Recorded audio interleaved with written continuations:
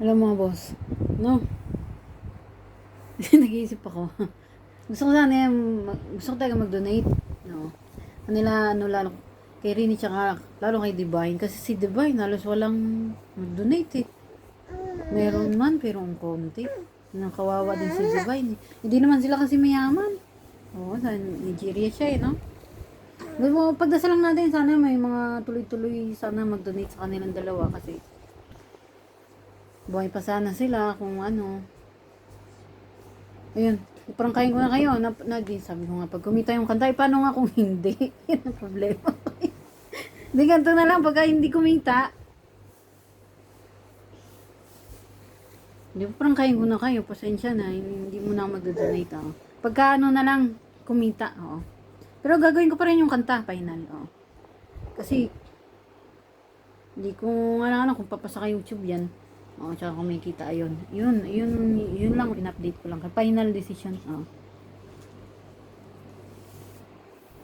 Tapos, may mga video na premiation, si Rene, si Ludi. Tsaka si ano no, diba? May lumalangoy sila, may song, masayaw silang lumalangoy. Oh, premiation na yun. Tapos meron din, si Ludi, Rene, nakikipag-usap siya sa friend niya, may naanuhan ng video, agwa, water, no? Yung termination na nga. Talagang, tapos yung mga damit niya, no? Oh. So, bago pa pala yan, bago pala sila malunod, may kuha to si Rene na may itim dito sa balikat. Masakit na reality, bali daw yun. Saan niya kuha yun? Bago pa siya malunod, may picture siyang ganun. Ibig sabihin, bali na buto niya bago pa siya malunod. So, hindi yung kay Divine. Oh. Hindi iyan. Ngayon,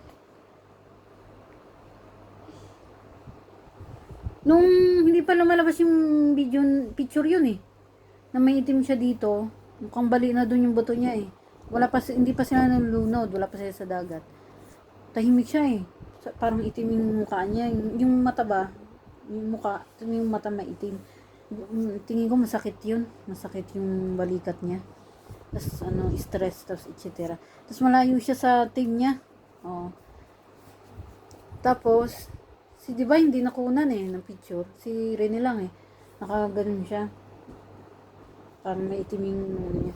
Tapos alam nyo, merong isang kalimutan ko yung pangalan, nakasubscribe ako dyan. So, gumagawa siya ng, gusto banggitin ko pag, kalimutan ko yung pangalan Witchcraft siya, lalaki. Pinoy din. O hindi, Honda Instant Justice si, Rene.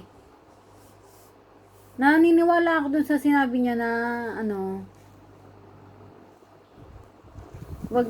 gusto ni Rene, wag na ng hustisya.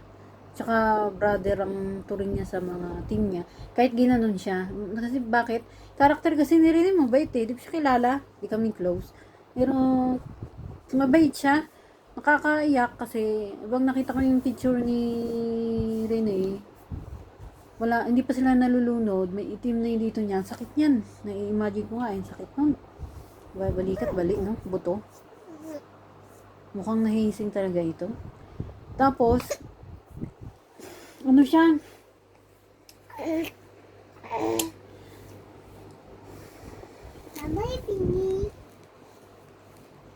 Tapos, siya yung nawala ako kasi yung anak ko. Inubo. Ano ba yun? Kalimutan ko na yung mga sasabihin ko. Tapos di siya?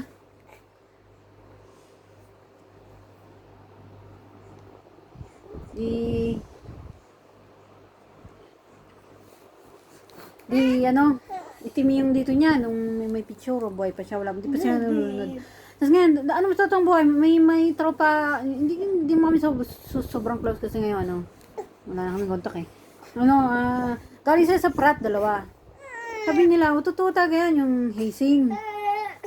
Kasi yung katapatan mo dyan eh. Di pedal sila, sobrang sakit, maga yung katawan. Pero hindi naman yung bali yung butong. Oo. Si Rene, double dead eh. Binali yung buto, dinala pa sa dagat. Grabe naman yun. Naman ko, training daw yun. Tapos ngayon parang hindi daw training, parang ano raw. Bakit di man ako coach? Ayun. Tapos, yun, ang sakit doon, no? Mabait agad si Rene kasi yung karakter niya, di ba? Bali na yung buto niya. Bumalik siya para i-save si Divine. Oh, mabait na bata talaga. Ngayon, nakakayak, no? Pag naisip mo. Sakit nun, daliri mo pa nga lang. Ang sakit eh, dito. Pag naipit. Ang pinto. Ay, di balik tayo. Anak. Di, balik tayo. Alam yung mga boss, combination. Dati, nung na-heart attack ako, dahil nga naniniwala ko sa ganyan, nagapan ko yung pagdedo sa pagdedo ba? Pagdedo ko. Ang pagtapa ko pa lang dito, yung nakita akong dalawang bata, foreigner, naglalaro. Tuwang-tuwa ako kasi yung cute nila. Ang bilis! Tapos na sinundan ko, naparealize ko kasi hindi siya pangkaraniwan kasi napakabilis. Walang batang ganun kabilis. Di naghinala na ako. Sabi ko, may mangyayari sa akin masama. So, yun ang pag-ano ng premonition. Isa sa tip ko lang ba, paano tumingin ng premonition. Sa sarili mo ha, hindi, sabi ko, baka may mangyayari sa akin, ano. Kasi yung sinundan ko yung mga bata, sobrang bilis, hindi yun ordinaryo. Tsaka nawala sila. Oo. Hinahanap ko, nawala. Ang hinala ko, angel yun. Tapos, habang naglalakad ako, syempre naghinala na ako, may mangyaring ganun. Sumasama na yung pakiramdam ko, tapos yung nakita ko yung aninong itim. Yung aninong itim, nandun lang siya sa dulo, hindi siya lumalapit. Nakamasid lang siya. Hindi siya nagpapahuli. Paglilingon ako, nagtatago siya sa pader, kaya hindi ko siya nahuhuli. Pero yung araw na yun, nahuli ko. Kasi feeling ko parang masama pakiramdam ko, parang may sumusunod. Tsaka yun nga, naghinala na ako na may mangyari. Kasi nga may nakita nga akong mga bata, tapos sinundan ko nga, ang cute, nang wala. Tapos, sobrang bilis nila. Sabi ko, premonition siguro. Premonition dito. Yun nga hinala ko. Kasi yun nga, hindi nga ako nagkamali. Maya-maya, nahuli ko yung anino. Natago pa siya sa pader eh. Nahuli ko siya, itim siya eh. Hindi siya lumalapit. Hindi. Pero nakamasid lang siya. Hindi ko nga alam kung babae siya o lalaki, pero hinala ko lalaki. Tapos, bigla na lang akong natakay sa puso. Parang nakaligtas ako kasi kinuha ko yung maraming oxygen. Ganyan hinga ako. Ganyan talaga. Tapos, yung katawan ko naninigas. Ginalaw ko yan, ganyan. Ginalaw ko lalo yung daliri ko. Tapos gumapang yan. Paano yan eh? Papunta dito yan eh. Yung di na ako oxygen, tapos gumagalaw ako. Yun ang importante, makagalaw ka. May galaw mo yung ugat mo, naipit kasi yan eh. Tapos, oxygen, nawalan ka. Kaya yun, nabuhay ako sa atake ng puso. Tapos, yung kalahati ng katawan ko, dead. Hindi ko siya may galaw. Para akong pilay, maglalakad na gano'n. Yung isa na igalaw ko.